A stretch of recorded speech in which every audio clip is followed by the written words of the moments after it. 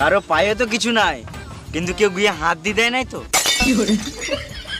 কই না তো। আমার তো নাই। আমারও তো নাই।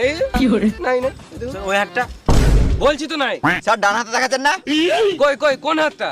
ওই ওই হাতটা। হাতটা। কই কিছুই লাগে নাই।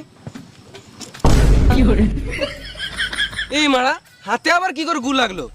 আমি তো জানিই না। স্যার সব জানে, আমাদের কাছে গাঁড় পাকাও মাছ ছিল। এই হাতে কিছু খাওয়া যাবে না। কি গন্ধ।